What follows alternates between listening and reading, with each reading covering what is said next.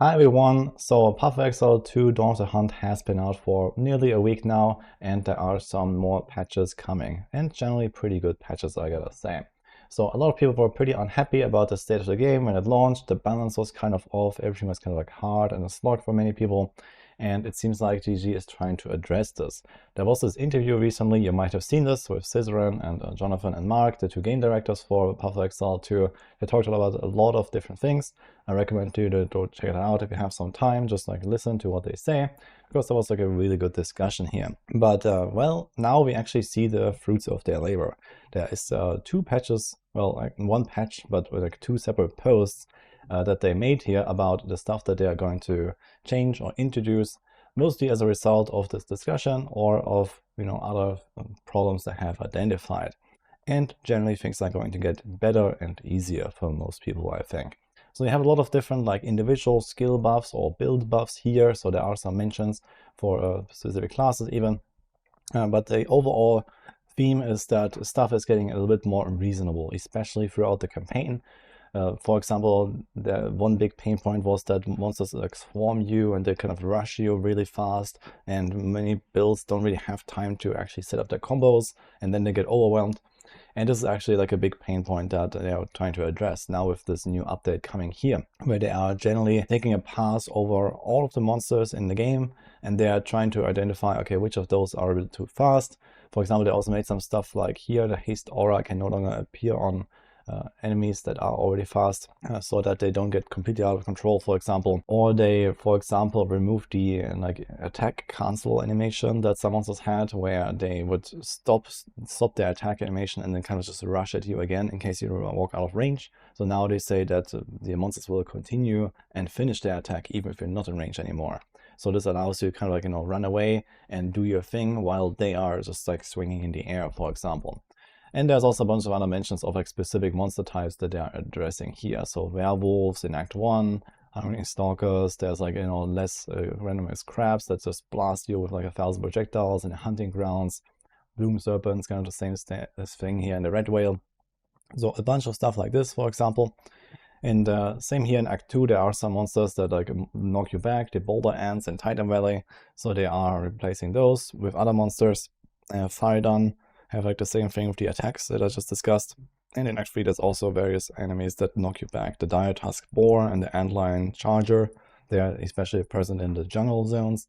They like push you throughout the entire screen, and this was also pretty upsetting. So another thing that they're changing. In case you don't know, they have also already addressed some concerns about the Act 3 and the map sizes and the map layouts. So this is also, I think, going live with this patch now, or if it's not already. But basically they have shrunk a few zones a little bit and also removed some really big dead ends, or like rearranged the different like points of interest in some of those zones, so that you actually don't have to backtrack through half the zone to get to the other side, to the other objective or something like that. So in general, I expect there's going to be a much better flow here in the future, especially in Act 3. There's also a few boss changes that I've mentioned. For example, here Viper has the Chaos Rain, the purple stuff, while she's floating around, like reduced in size and in amount, so it's like easy to dodge that. And then they've also like changed the Chimera fight a little bit, which was very annoying, frankly. So it seems like it's overall really good move. There's a bunch of other small stuff in there. For example, like, Rally, Glory, there's like, some kind of like quality of life issues here with some of those skills or supports. And before we go into this part here, there's also some more stuff that they had previously announced with those other changes. So since we're talking about the campaign and like some of the class changes, so in general, it looks like yeah, a bunch of stuff is getting better. For example, some skills like Arc, Eye of Winter, Incinerate, Frostbolt, Ice Nova, Frost Bomb, Mana Remnants are better as well. Ignite Proliferation, Energy Shield, this is kind of a big one. So now Bleed can go through Energy Shield, but Chaos Inoculation will make you immune. So for CI users, basically nothing changes, because previously that wasn't possible anyway. But for players, they can now actually apply bleeding to energy shielded enemies, which means that the build doesn't just turn off, basically. So that's kind of good. And well, the hybrid live ES builds, they will be slightly worse off, but overall not really a big deal, I think. And then there's also like some other improvements here on the hunters again. So we have, for example, a buff to Spearfield, which is kind of surprising to me because I think the skill is very good, but okay. Some other stuff like Hell of Blood doesn't delete the corpses, so you can do the sacrifice. They're buffing Temper Weapon on the Smith, Shield Wall, and also there was this change here that they introduced in patch 0.2, where if an enemy is fully broken armor, they get 20% extra damage taken for physical damage. And this also applied to players, which was kind of an unintended nerf to players, basically, in case you had your armor broken. This was mostly intended as like a buff to like melee builds. So they're changing it so that it doesn't apply to players. Also here, Stormcaller Arrow, Lightning Rod, Lightning Arrow, and Tornado Shot are getting buffed. So this kind of surprised me because I felt like Lightning Rod, Lightning Arrow was kind of like such a standard build already. And well, it's getting better.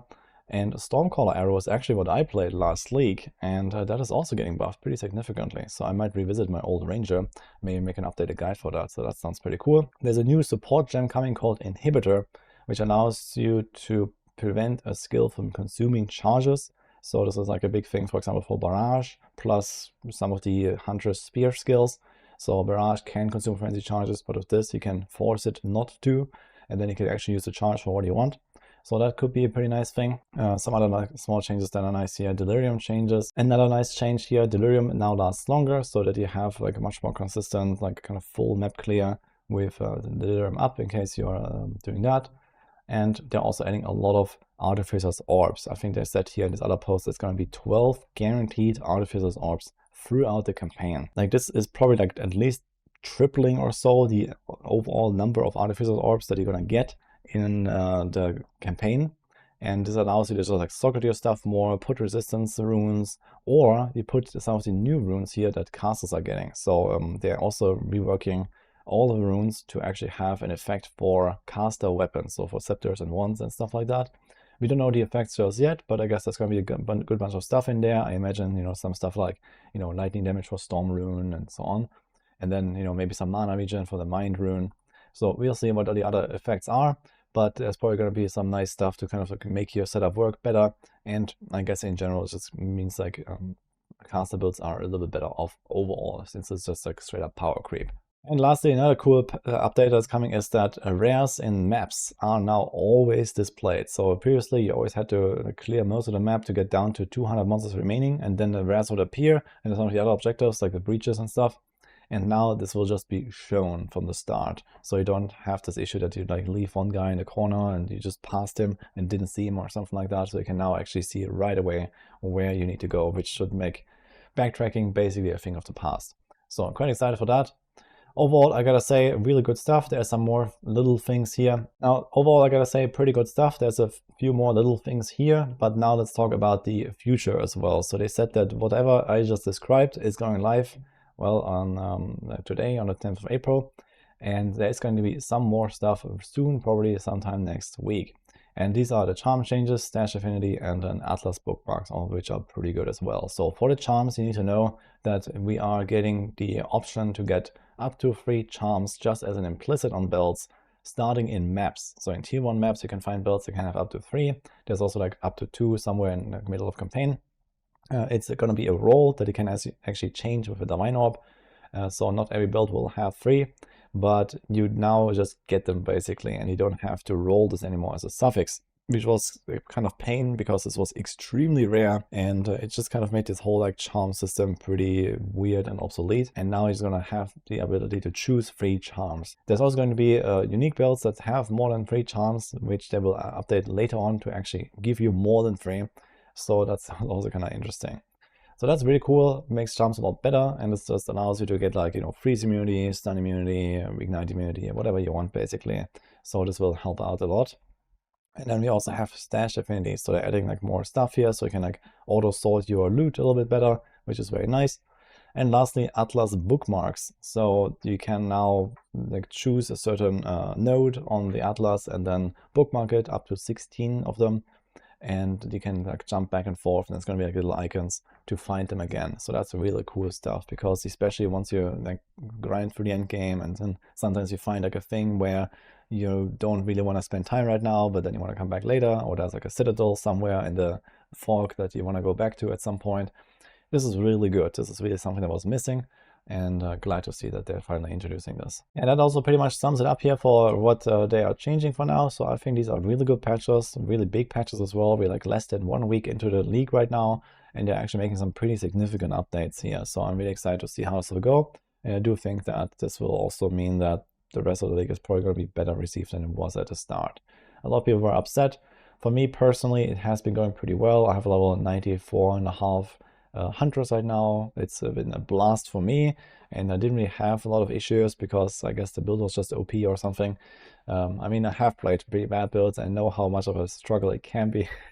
And I do think that they need to do something here. So overall, it looks like they are going in the right direction here, just trying to, make the game overall a bit of a smoother experience, even for the builds that are not crazy OP. If you want to read through all of this, I will link this down in the description. So hope you enjoyed this. Let me know your thoughts. Let me know what you think maybe about the Scissor interview or about those patch notes or what is missing. And I'll see you guys next time.